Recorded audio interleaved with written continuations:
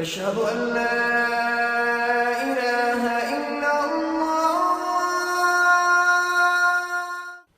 الحمد لله رب العالمين والصلاة والسلام على سيد الأنبياء والمرسلين وعلى آله وصحبه ومن استنى بسنته إلى يوم الدين. اللهم اجعلنا منهم ومن الذين آمنوا وعملوا الصالحات وتواصوا بالحق وتواصوا بالصبر. آمين يا رب العالمين. أما بعد، فأعوذ بالله من الشيطان الرجيم. ولئن مستهم نفحة من عذاب ربك ليقولن يا ويلنا إنا كنا ظالمين.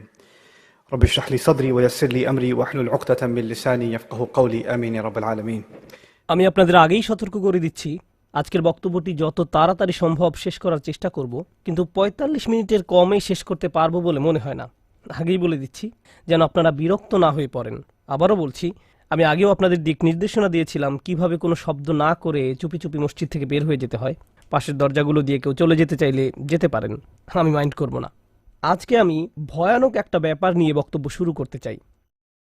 আমাদের ধর্ম হলো সত্য ধর্ম, আর সত্য সুখবর যেমন প্রদান করে তেমনি সাবধান বাণীও প্রদান করে। আমাদের সকল নবী রাসূলদের, বিশেষত রাসূলুল্লাহ সাল্লাল্লাহু আলাইহি সাল্লামকে আল্লাহ আযজা ওয়া জাল্লা বর্ণনা করেছেন মুবাশশিরান ওয়া নাযীরান, সুসংবাদদাতা ও সতর্ককারী। যদি কেউ শুধু সুসংবাদ প্রদান করেন তাহলে সে সাবধান বাণীর কথা ভুলে যাবে, আর যদি শুধু সতর্ক করতে থাকেন তাহলে সে এতই হতাশ হয়ে পড়ে যে মনে করে ভালো খবর বলতে আসলে কিছু নেই। বুঝতে পারলেন? আমি চেষ্টা করেছি এই ভারসাম্য রক্ষা করার। যেহেতু এই মাসটি প্রত্যাশার মাস, তাই আমি সুসংবাদের উপর একটু বেশি জোর দিয়েছি। আল্লাহ আযজা ওয়া জাল্লার প্রতি আমাদের আশা এবং ভালোবাসা বৃদ্ধি করার চেষ্টা করেছি, কিন্তু এই একই সময়ে এর মাঝে একটা ভারসাম্য থাকতে হবে। যদিও আজকের বক্তব্যের শেষ অংশে আসার খবর আছে, কিন্তু শুরু করছি এমন একটা জায়গা থেকে যা অতটা আশাব্যঞ্জক নয়। দেখুন, আমাদের পূর্বের জাতি বনী ইসরায়েলকে আল্লাহ কিতাব দান করেছেন। আমাদের যেমন কুরআন রয়েছে, তাদেরকেও অন্য কিতাব দেওয়া হয়েছিল। কুরআন যাকে বর্ণনা করেছে অন্য কোরআন হিসেবে, অর্থাৎ আগের কিতাব। তারা তাদের কিতাবকে গুরুত্ব দিয়ে গ্রহণ করেনি। তাদের মাঝে বেশ কিছু বিভ্রান্তিমূলক ধারণা গড়ে ওঠে। আমরা যদিও এত ভালো মুসলমান নই, সমস্যা নেই। আল্লাহ যদি আমাদের দোজখে ফেলেনও, সবচেয়ে খারাপ পরিস্থিতিতে আল্লাহ যদি আমাদের জাহান্নামে ফেলেনও, এটা হবে সাপ্তাহিক ছুটির মতো, কয়েকদিন মাত্র। কারণ তিনি আমাদের এতই ভালোবাসেন যে মুসলমানরা শেষমেশ তো জান্নাতে যাবেই। তাই আমরা যদিও জাহান্নামে যাই, সেটা হবে অল্প কিছু দিনের জন্য, সমস্যা নেই। লান তামাসসানান নারু ইল্লা আইয়ামাম মা'দুদাত, গুটি কয়েকদিন ছাড়া আগুন কখনো আমাদের স্পর্শ করবে না, কিছুদিন মাত্র।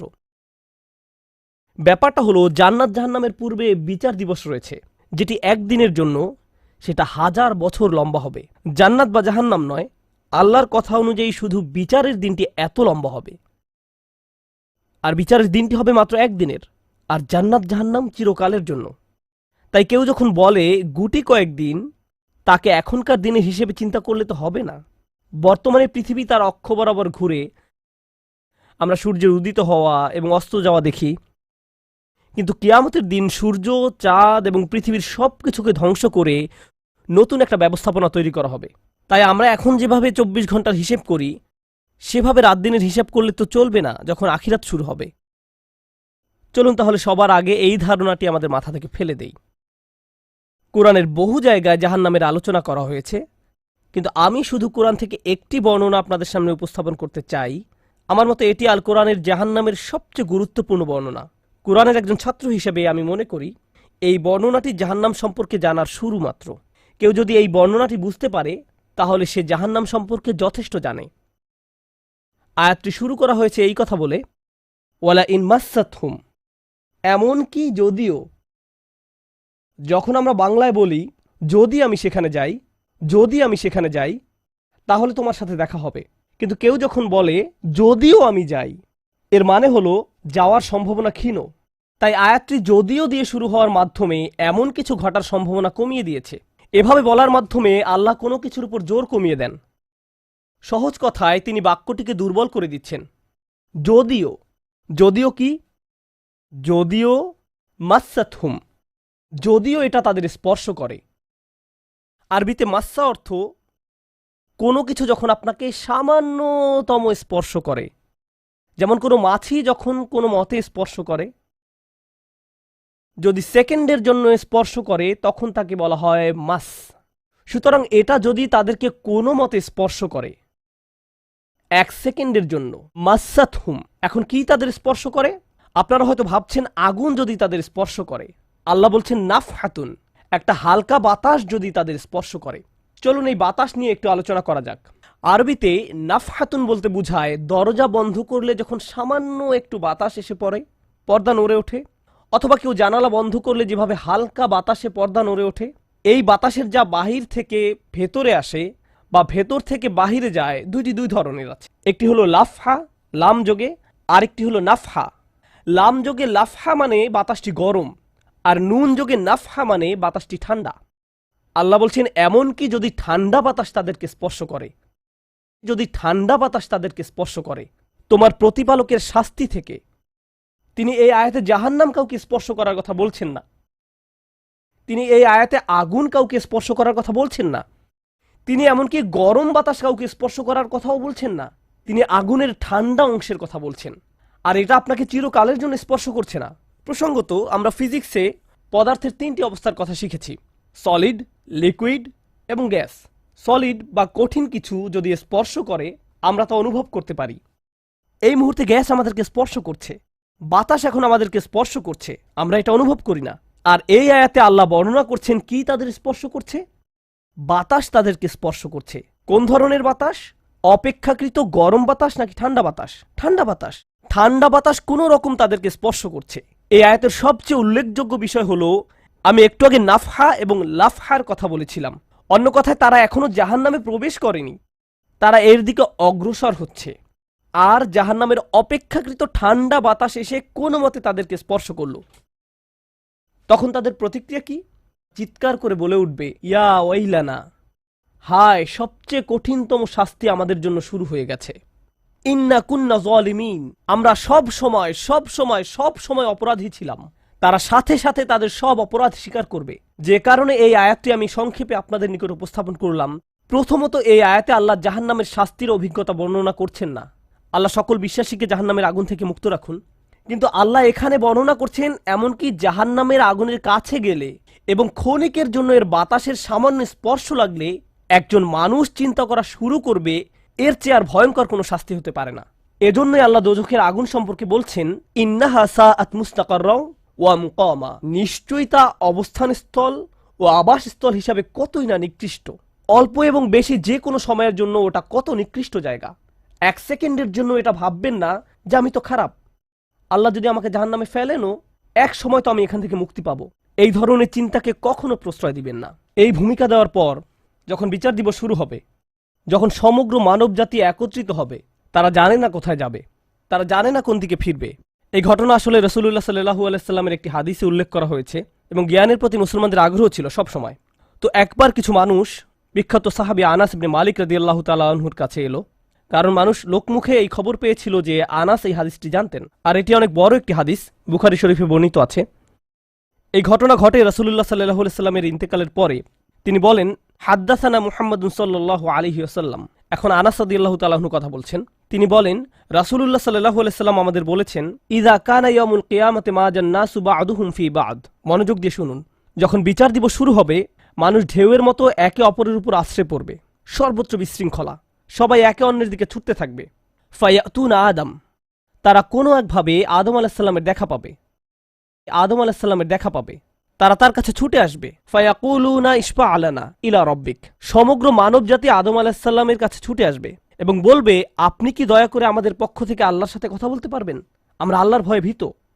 আপনি তো প্রথম মানুষ, আপনি তো সেই ব্যক্তি যাকে আল্লাহ ফেরেশতাদের সিজদা দিয়ে সম্মানিত করেছেন, আপনাকেই তো পছন্দ করা হয়েছে, আমরা সবাই আপনার সন্তান, আপনি আমাদের পিতা, তাই দয়া করে আমাদের জন্য আল্লাহর সাথে কথা বলুন, আমরা খুবই ভীত। এরপর তিনি বলবেন, ফায়াকুলু লাস্তু লাহা, তিনি বলবেন, আমি এর যোগ্য নই, আমি পারবো না। ফায়াকুলু লাস্তু লাহা ওয়ালাকিন আলাইকুম বিইব্রাহিম, তোমরা কেন ইব্রাহিমের সাথে কথা বলছো না? তোমাদের উচিত ইব্রাহিমের সাথে কথা বলা। অতএব মানব জাতি এখন কার খোঁজ করছে? ইব্রাহিম আলাইহিস সালাম। ফাইন্নাহু খলিলুর রহমান, তার কাছে যাও, কারণ তিনি রহমানের খুবই কাছের বন্ধু। ওয়াত্তাখাযাল্লাহু ইব্রাহিমা খলিলা, কুরআনে এসেছে আল্লাহ ইব্রাহিমকে তার বন্ধুরূপে গ্রহণ করেছেন। তাই ইব্রাহিমের কাছে যাও, তিনি তোমাদের সাহায্য করতে পারবেন।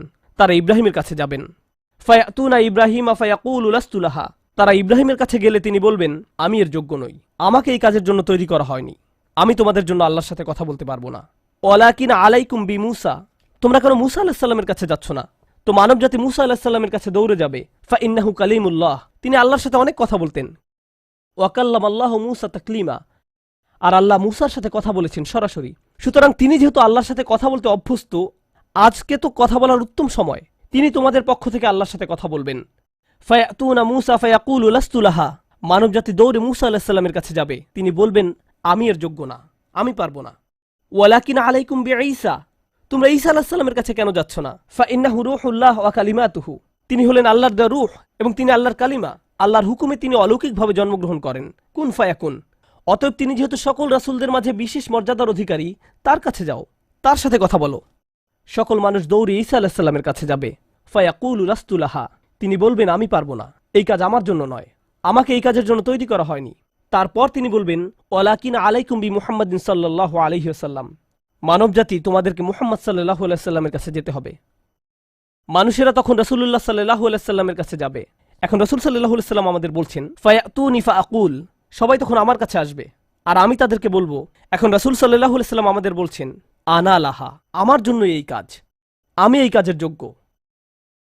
আনা লাহা ফাআস্তাযিনু আলা রব্বি।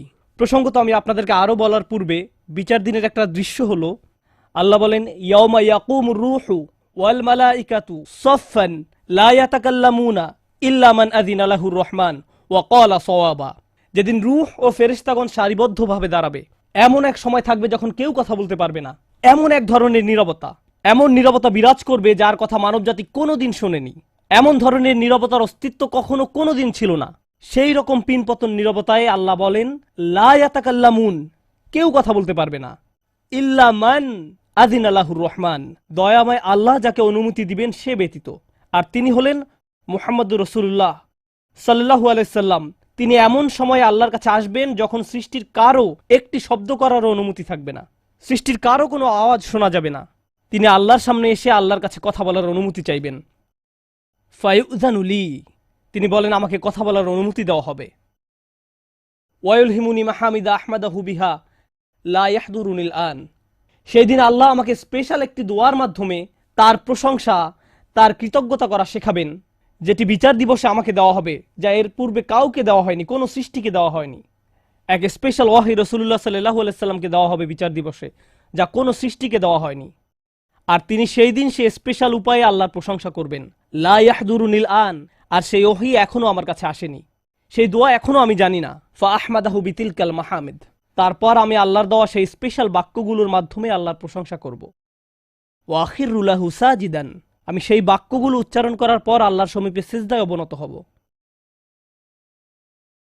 কিয়ামতের দিনে দৃশ্যপটে রাসূলুল্লাহ সাল্লাল্লাহু আলাইহি সাল্লাম এমন জায়গায় থাকবেন, এই অবস্থাকে বলা হয় মাকাম মাহমুদা, একটা স্টেশন, অথবা বলতে পারেন এমন একটা স্টেজ যা প্রশংসিত, আর মানবজাতি সেটা প্রত্যক্ষ করবে। আমরা সবাই এটা দেখতে পাবো। আমরা সবাই তখন নিশ্চুপ থাকব, আর তিনি সিজদায় পড়ে যাবেন। তিনি যখন সিজদায় পড়ে যাবেন তখন আল্লাহ আযজা ওয়া জাল্লা তার সাথে কথা বলবেন। এতক্ষণ তিনি আল্লাহর সাথে কথা বলছিলেন, এখন আল্লাহ আযজা ওয়া জাল্লা তার সাথে কথা বলবেন। তিনি কি বলবেন? ইয়া মুহাম্মদ ইরফা রাসাকা, তিনি বলবেন, মুহাম্মদ তোমার মাথা উত্তোলন করো।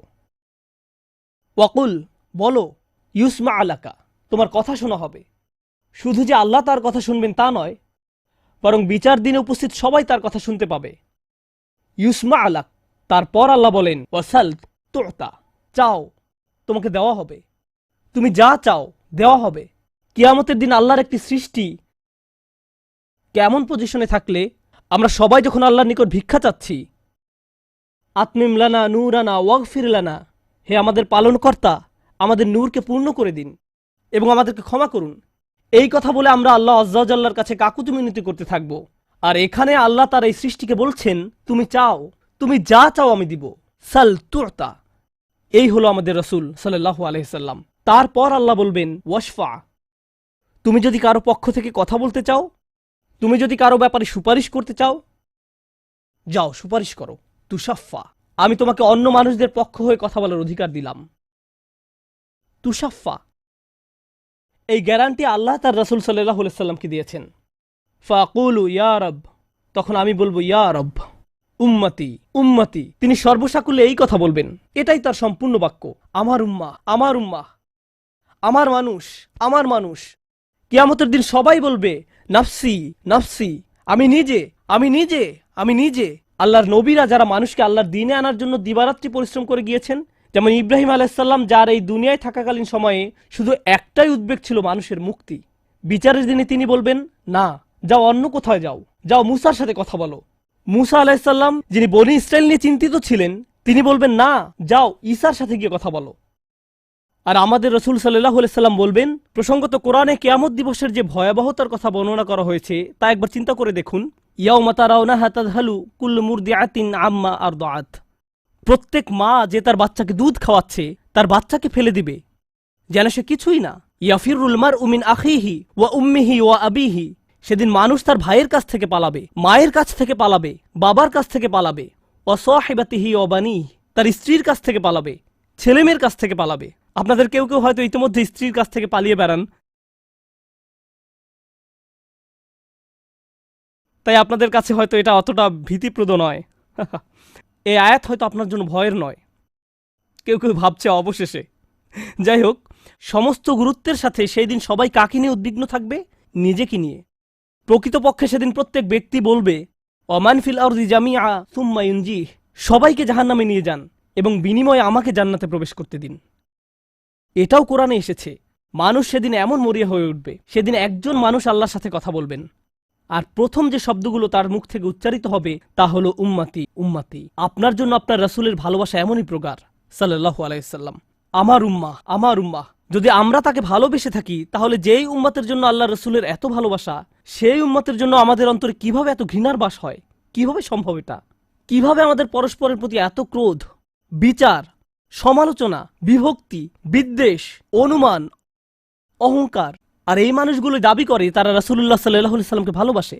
এইসব তুচ্ছ বিষয় ভুলে যেতে এই ভালোবাসা কি যথেষ্ট নয়? আমাদের কোন পার্থক্যগুলো এর চেয়ে বড়?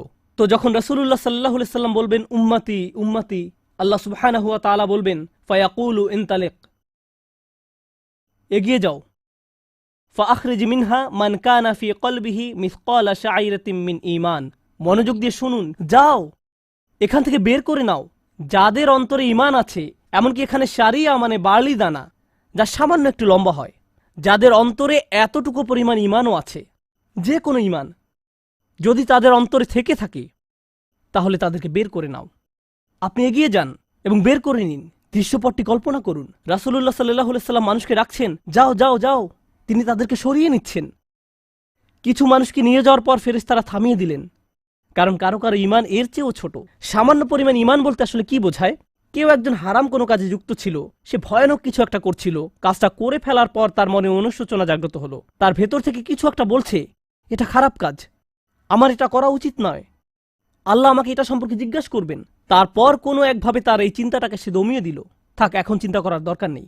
কিন্তু পরবর্তীতে সে আল্লাহর কাছে দোয়া করে বলল, ইয়া আল্লাহ, আমি জানি না কিভাবে এই কুঅভ্যাস থেকে বাঁচব, আমাকে এর থেকে মুক্তি দিন। আমি চাই না এটা আমার জীবনে আর ঘটুক, কিন্তু তবু আমি এটাতে আটকা পড়ে আছি। অতি ক্ষুদ্র ঈমান তার ভেতর থেকে চিৎকার করছে, অন্য কেউ এটা শুনতে পারছে না, তার অন্তর এটা শুনছে। আর আল্লাহ আজ্জা জাল্লা বলছেন, তারা যদি এতটুকু ঈমানও দেখাতে পারে, আপনি এগিয়ে যান, তাদেরকে বের করে নিয়ে আসুন, আপনি তাদেরকে বের করে নিয়ে আসুন। আর তিনি যখন এভাবে মানুষদেরকে বের করে নিয়ে আসবেন, তখন ফেরেশতারা একসময় থামিয়ে দিবেন, কারণ অনেক মানুষের অন্তরে এতটুকু ঈমানও নেই, সামান্য অনুতাপটুকু তাদের অন্তরে ছিল না। থামিয়ে দিবেন, ফাআনতালিক ফাফআল, আমি গিয়ে এমনই করব, সুম্মা আউদ, তারপর আমি ফিরে আসব। অর্থাৎ ফেরেশতারা থামিয়ে দিবে, আর অন্য মানুষেরা সেখানে কাঁদতে থাকবে, আমাদের কি হবে, আমাদের কি হবে। তারপর রাসূলুল্লাহ সাল্লাল্লাহু আলাইহি সাল্লাম ফেরত আসবেন, ফাআহমাদাহু বিতিলকাল মাহামিদ, অতঃপর আমি পুনরায় সেসব প্রশংসা বাক্য দ্বারা আল্লাহর প্রশংসা করব। লক্ষ্য করুন, প্রথমবার তিনি প্রার্থনা করার জন্য অনুমতি চেয়েছিলেন, তাই না? দ্বিতীয়বারের বেলায় অনুমতির কোনো উল্লেখ নেই। লক্ষ্য করেছেন, তিনি আসলে সাথে সাথে আল্লাহর প্রশংসা করা শুরু করবেন। আল্লাহ কি তাকে এমনটি করতে বলেছেন? না, এটা হলো নিজ উম্মতের প্রতি তার অপরিসীম ভালোবাসার বহিঃপ্রকাশ। তিনি আবারও আল্লাহর প্রশংসা করা শুরু করবেন, এই আশায় যে আল্লাহ তাকে অটোমেটিক অনুমতি দিবেন। সুম্মা আখিরু লাহু সাজিদান, আর সিজদায় পড়ে যাব। ফায়াকুলু ইয়া মুহাম্মদ, আমাকে বলা হবে, হে মুহাম্মদ, ইরফা রাসাকা, তোমার মাথা উঠাও। কুল ইউসমা আলাকা, বলো তোমার কথা শোনা হবে।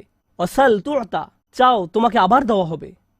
ওয়াশফা তুশাফা, সুপারিশ করো, সুপারিশ গ্রহণ করা হবে। তোমাকে সুযোগ দেওয়া হবে তাদেরকে বের করে নেয়ার, তোমাকে তাদের জন্য সুপারিশ করার সুযোগ দেওয়া হবে। ফাআকুলু ইয়া রব উম্মতি উম্মতি, আমি তখন বলবো, হে আমার রব, আমার উম্মাত, আমার উম্মাত। তিনি তো ইতোমধ্যে অল্প ইমানের অধিকারীদেরকে বের করে নিয়েছেন। ফায়াকুলু ইনতালিক, এরপর আল্লাহ বলবেন, এগিয়ে যাও। ফাআখরিজ মিনহা মান কানা ফি কলবিহি মিসকালা যাররাতিন আও খারদালাতিন মিন ঈমান। তোমাকে সুযোগ দেওয়া হবে তাদেরকে বের করে নেয়ার, সুপারিশ গ্রহণ করা হবে। যাদের অন্তরে এক বিন্দু পরিমাণ ঈমান আছে, বালির দানা নয়, বালির দানা তো এতটুকু লম্বা, বরং বিন্দু পরিমাণ। খারদালা মানে সরিষার দানা, অতি ক্ষুদ্র বিন্দুর মতো। আর যখন আল্লাহ বলছেন এর ওজনের মতো, বর্তমানে আমাদের কাছে ডিজিটাল ওজন মাপার যন্ত্র আছে, আগের দিনে পাল্লা ছিল, তাই আপনি যখন এক মুষ্টি চাল এক পাল্লায় রাখতেন সেটা হয়তো তেমন একটা ঝুঁকতো না। যদি একটু বেশি করে চাল রাখতেন তখন একটু ঝুঁকতো। এখন ডিজিটাল ওজন মাপার যন্ত্র দিয়ে গ্রাম, কিলোগ্রাম মাপা হয়। এমনকি সামান্য কয়েক দানা রাখলেও যন্ত্রের স্ক্রিনে ভেসে উঠে 0.001 গ্রাম। এখন শুধু একটি চাল রেখে দেখুন বা একটি সরিষার দানা রেখে দেখুন স্ক্রিনে কিছু ভেসে উঠে কিনা। কিছুই হয় না, কিছুই হয় না। আর আল্লাহ বলছেন, আমি তোমার সুপারিশের কারণে, রাসূলুল্লাহ সাল্লাল্লাহু আলাইহি সাল্লামের দোয়ার কারণে এমন মানুষদেরকেও মুক্তি দিব যাদের ঈমান এমনকি এই দুনিয়ায়ও মাপা যায় না, এই দুনিয়ায়ও মাপা যায় না। প্রসঙ্গত, আপনি যদি একটি দানা খান বুঝতে পারবেন যে কিছু খেয়েছেন? আপনি এমনকি বুঝতেও পারবেন না। এটা হলো এমন ধরনের ঈমান যার আছে এটা সে নিজেও ভালোভাবে বুঝতে পারে না। এমনকি তারা নিজেরাও ঠিকমতো বুঝে উঠতে পারে না যে ঈমান আছে, আর অন্যরা কিভাবে বুঝবে? আর কেউ যদি একটি দানা আহার করে, এটা তাদের পুষ্টি সাধনে তেমন কোনো ভূমিকা রাখতে পারে না, এটা শরীরের জন্য যথেষ্ট পরিমাণের খাবার নয়। ঠিক তেমনি যার সরিষার দানা পরিমাণ ঈমান ছিল, সেই ঈমানও একটি ভালো জীবন অতিবাহিত করার জন্য তা যথেষ্ট ছিল না। কিন্তু তাদের অন্তরের কোনো এক জায়গায় একটি ঈমানের বাস ছিল। আল্লাহ বলছেন, তুমি এমন যাদেরকে পাও তাদেরকেও বের করে নিয়ে আসো। ফাআখরিজহু ফাআনতালিক, আমি যাব এবং তাই করব। আর এটা বিশাল এক জনগোষ্ঠী যারা আল্লাহর কাছ থেকে দূরে সরেছিল, তাদের ভেতরে একেবারে ক্ষুদ্র কিছু ঈমান ছিল। এরপর তো আর কিছু নেই মনে হচ্ছে, ঘটনা শেষ। কিন্তু রাসূলুল্লাহ সাল্লাল্লাহু আলাইহি সাল্লাম এখানেই থেমে যাননি। ফাআহমাদাহু বিতিলকাল মাহামিদ সুম্মা আখিরু লাহু সাজিদান, তিনি এখানেই থেমে যাননি, তিনি আবারও ফিরে যাবেন এবং আমি সেসব প্রশংসা বাক্য দিয়ে আল্লাহর প্রশংসা করব এবং আবারও সিজদায় পড়ে যাব। ফায়াকুলু ইয়া মুহাম্মদ ইরফা রাসাকা, আমাকে বলা হবে, হে মুহাম্মদ মাথা উঠাও। ওয়াকুল ইসমা আলাকা, বলো তোমার কথা শোনা হবে। ওয়াসাল তুতা, চাও দেয়া হবে। আল্লাহ আযজা ওয়া জাল্লা সহজেই বলতে পারতেন, তুমি তো ইতিমধ্যে চেয়েছো এবং তোমাকে দেয়া হয়েছে। কিন্তু তৃতীয়বারের মতো রাসূলুল্লাহ সাল্লাল্লাহু আলাইহি সাল্লামকে বলা হচ্ছে, ওয়াশফা তুশাফা, এগিয়ে যাও, মানুষের জন্য সুপারিশ করো, গ্রহণ করা হবে। তোমাকে তাদের পক্ষে চাওয়ার সুযোগ দেওয়া হবে, আমি তোমাকে এটা দিচ্ছি। ফাআকুলু ইয়া রব উম্মতি উম্মতি, আমার উম্মাত, আমার উম্মাত। এখন চলুন এখানে একটু থামি। যদি আপনি এই সুযোগ পেতেন, আল্লাহ যদি আপনাকে বলতেন তুমি যা চাও তাই পাবে, তুমি চাও দেয়া হবে, যা কিছুই তুমি চাও না কেন, আমাদের বিশাল একটা লিস্ট আছে, একটা লিস্ট আছে। রাসূলুল্লাহ সাল্লাল্লাহু আলাইহি সাল্লামকে এই সুযোগ কয়বার দেওয়া হয়েছে? 3 বার। কত মিলিয়ন মানুষকে ইতিমধ্যে রক্ষা করা হয়েছে? তৃতীয়বার তো তিনি নিজের জন্য কিছু চাইতে পারতেন।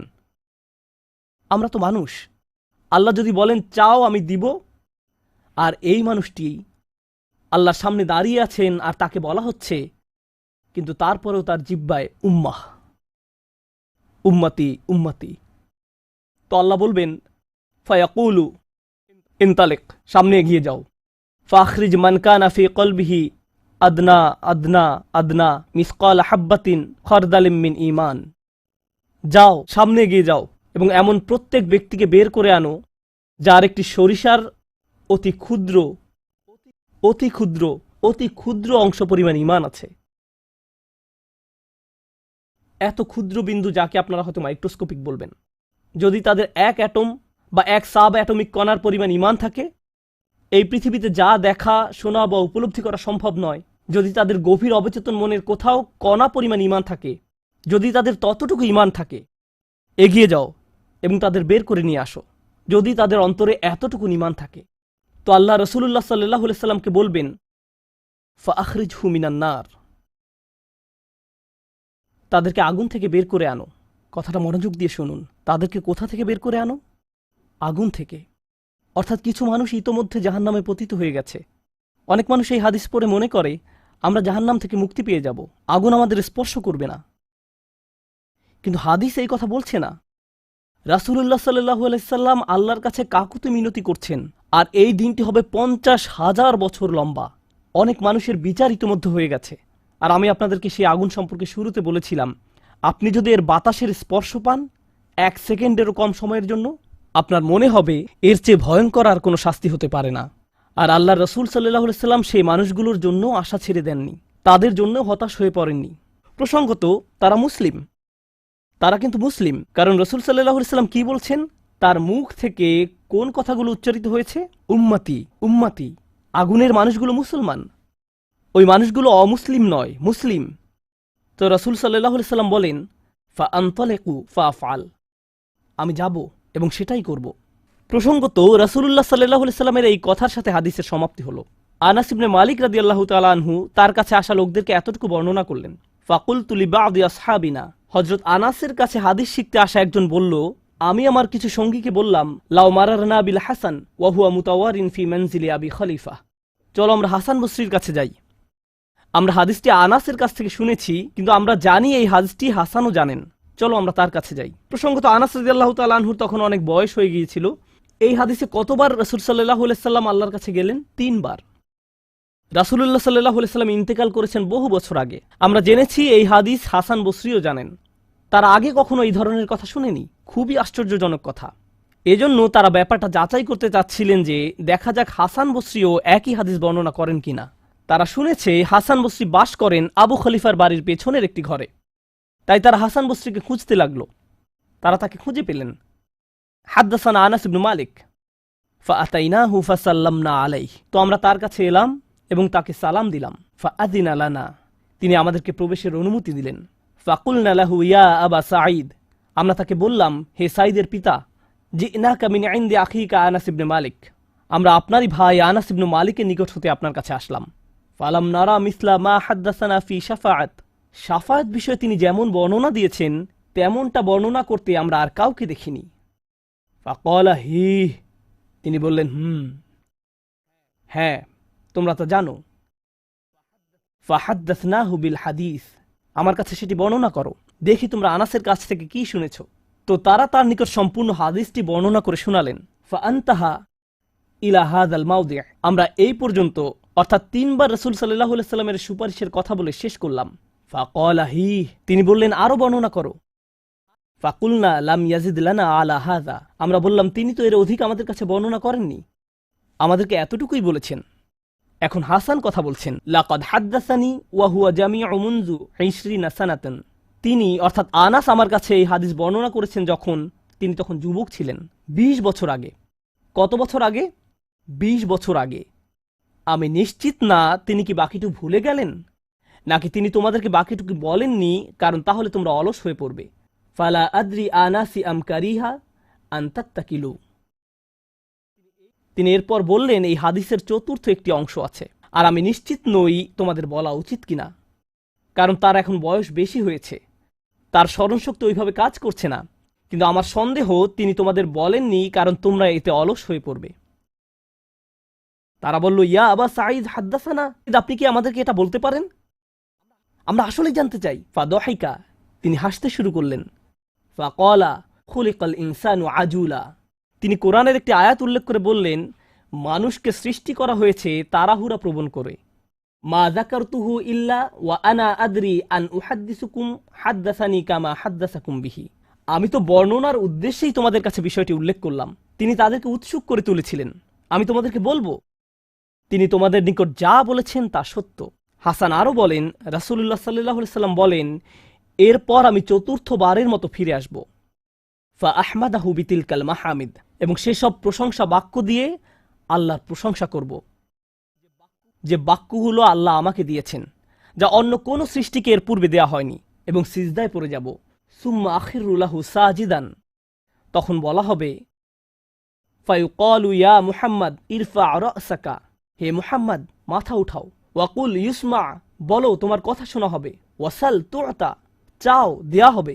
ওয়াশফা তুশাফা, শাফায়াত করো গ্রহণ করা হবে। এই সময়ে এসে এতটুকুর চেয়ে ছোট ঈমানও আর অবশিষ্ট নেই। সকল সম্ভাব্য ঈমানওয়ালাদের মুক্তি হয়ে গেছে। আদনা আদনা আদনা মিসকাল হাব্বা, সবাই মুক্তি পেয়ে গেছে। ফাআকুলু ইয়া রব ইযান লি ফি মান ক্বালা লা ইলাহা ইল্লাল্লাহ, এখন রাসূলুল্লাহ সাল্লাল্লাহু আলাইহি সাল্লাম বলেননি উম্মতি, এইবার তিনি উম্মতি বলেননি, তিনি বলছেন, হে আমার প্রতিপালক, আমাদেরকে তাদের সম্পর্কে সাফায়াত করার অনুমতি দান করুন যারা বলেছে লা ইলাহা ইল্লাল্লাহ। যে এমনকি এই কথা বলেছে, আচ্ছা ঠিক আছে, আমার মনে হয় একজন সৃষ্টিকর্তা আছেন।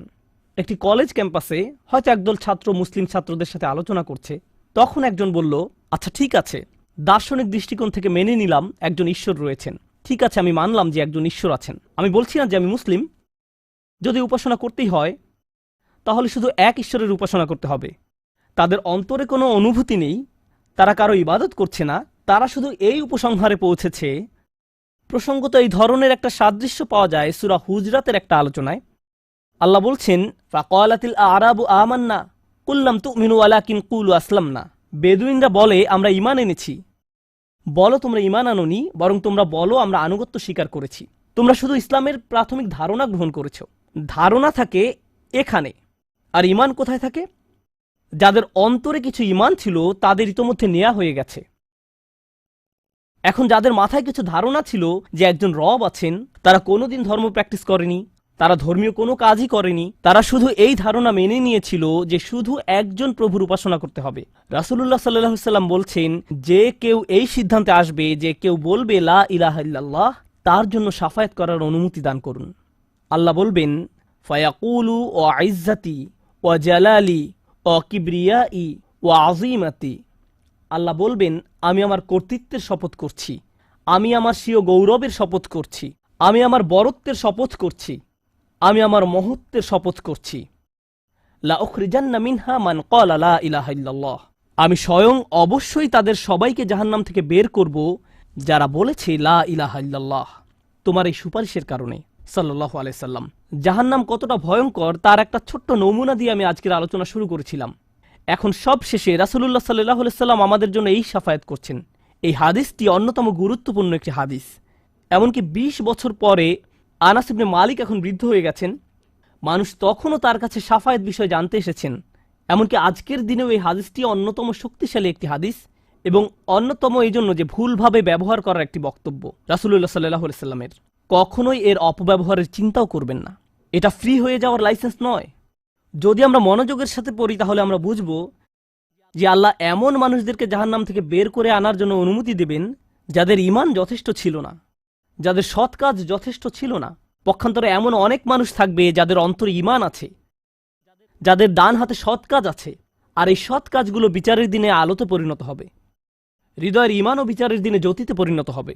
ইয়াসআ নূরুহুম বাইনা আইদিহিম ওয়া বিআইমানিহিম। তাদের বুকের ভেতর থেকে আলো ছুটতে থাকবে, এবং তাদের ডান হাত থেকে এই আলো টর্চে পরিণত হবে, গাড়ির হেডলাইটের মতো।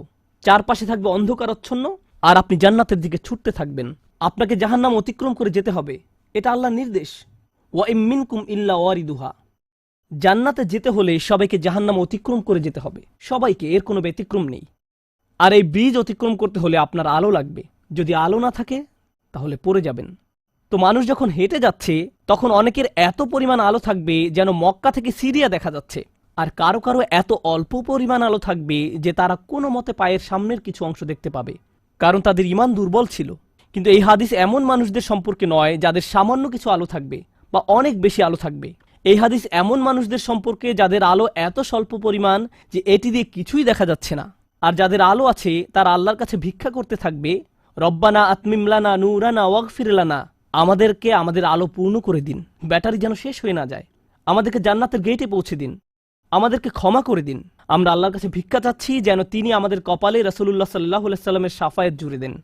তিনি যেন আমাদেরকে তাদের অন্তর্ভুক্ত করেন যারা আরশের ছায়ায় থাকবে। আমরা আল্লাহর কাছে প্রার্থনা করছি তিনি যেন আমাদেরকে তাদের অন্তর্ভুক্ত করেন যাদেরকে এমনকি জাহান্নামের আগুনের ঠান্ডা বাতাসও স্পর্শ করবে না। আমরা আল্লাহর কাছে দোয়া করছি তিনি যেন আমাদেরকে তার রাসূলের অনুগত উম্মায় পরিণত করে দেন। তাদের অন্তর্ভুক্ত নয় যাদের ব্যাপারে তিনি অভিযোগ করবেন, বরং তাদের অন্তর্ভুক্ত করুন যাদের জন্য তিনি সুপারিশ করবেন। আগেরবার আমি বলেছিলাম একদল মানুষ সম্পর্কে রাসূলুল্লাহ সাল্লাল্লাহু আলাইহি ওয়াসাল্লাম অভিযোগ করবেন, ইন্না কওমি ইত্তাখাযু হাযাল কুরআনা মাহজুরা। হে আমার রব, নিশ্চয়ই আমার কওম এই কোরআনকে পরিত্যাজ্য গণ্য করেছে। আমরা তাদের অন্তর্ভুক্ত হতে চাই না। আমরা তাদের অন্তর্ভুক্ত হতে চাই যাদের জন্য তিনি আল্লাহর কাছে সুপারিশ করবেন। আল্লাহ যেন আমাদের সবাইকে তার রাসূলের শাফায়াতের যোগ্য করে দেন। আমি দোয়া করছি আমরা প্রত্যেকে যেন আমাদের রাসূলের সুন্দর দ্বীনের প্রতিনিধিত্ব করতে পারি, আর তার জন্য আমাদের অন্তরে যে ভালোবাসা রয়েছে তা যেন আমাদের পরস্পরের আচার ব্যবহারের মাঝেও প্রতিফলিত হয়। বারাকাল্লাহু লি ওয়া লাকুম ফিল কুরআনিল হাকিম ওয়া নাফা'নি ওয়া ইয়্যাকুম বিল আয়াতি ওয়াজ যিকরিল হাকিম। أشهد أن لا